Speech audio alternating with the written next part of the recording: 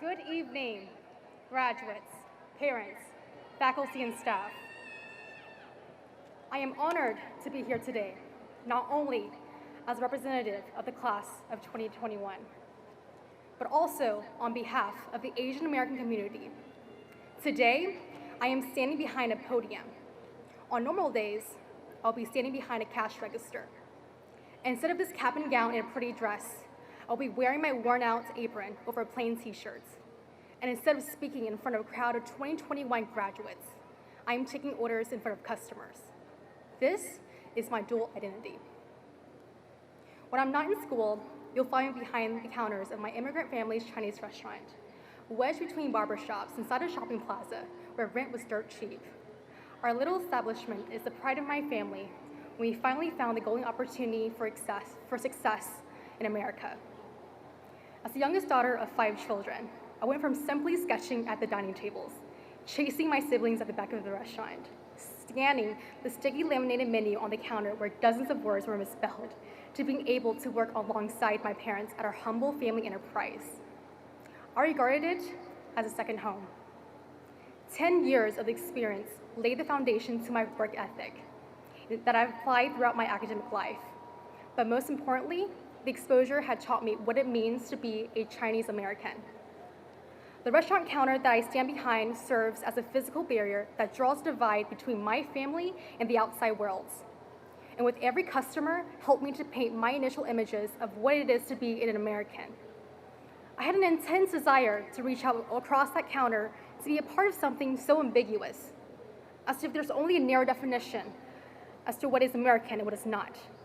My attempts to gain acceptance against communication and cultural barriers merited alienating effect, and this divide, this barrier, persisted throughout my experience in school.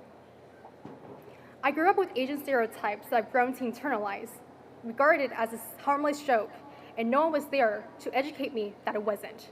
And over time, I started to hate the foreignness others had projected onto me. But what was even more disappointing is the microaggressions that are continued to be perpetuated by adults at my workplace. It hurts to see my mother being the target of xenophobic, derogatory names that she had asked me to explain. And I couldn't bring myself to explain to her how hateful our world can be, how anyone can tell a naturalized citizen who worked every single day and hour of her life for 20 years, who started with nothing and built her business through her blood, sweat, and tears, that she doesn't belong here. But I shook it off and went on my day, because as a Chinese American, we came here to this country with one goal and one goal only: for a better future. Racism was the last of our problems we wanted to deal with, because our voices seemed useless in a country that never truly welcomed us.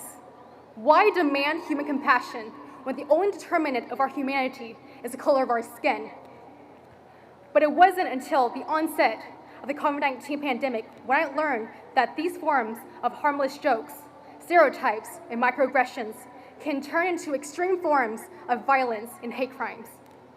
Our silence has allowed thousands from the Asian American community to be blamed and scapegoated for the spread of the coronavirus. Fueled by racist rhetoric, our elders, our most vulnerable, women, are disproportionately targeted with verbal and physical assaults, spat on in public, and subjected to racial slurs. It became so real very quickly.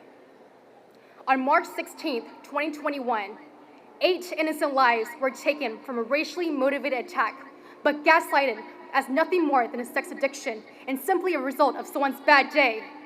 The Atlanta spa shooting occurred just 20 minutes away from where my restaurant stood. And I can't describe to you all the emotions I was feeling that day. First, a wave of confusion, then extreme anger, and then overwhelming fear. But it was the first time I've ever felt so betrayed and helpless. And that sense of alienation I buried away for years resurged back immediately. Nothing is more destructive to mankind than the very human nature of hatred, demonizing innocent lives for their differences and driving their suffering. The pandemic has shown me the worst of humanity, but also our best. We've garnered very important allies that responded to our pleas. With the Asian American community, they stood in solidarity, helped to amplify our voices, spread our message, and leveraged our resources to dismantle the once vulnerable image we carried, replaced by one held by resilience and power.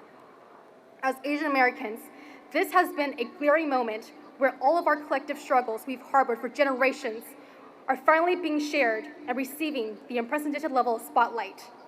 Our commendable allyship, used as an instrument for justice, had brought us together through a common experience and a common purpose.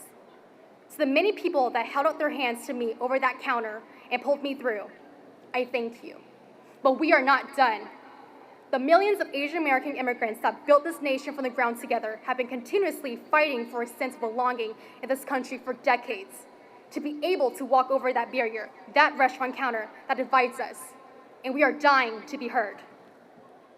And what does it mean for you, the ones sitting in the audience, our graduating seniors? The most valuable quality among all of us isn't measured by your grades, your GPA, your achievements, your income, or esteem. It is the very thing that makes you human. The most important quality and the most powerful force that can bind us together is your sense of humanity. Your ability to treat another human being with dignity and respect.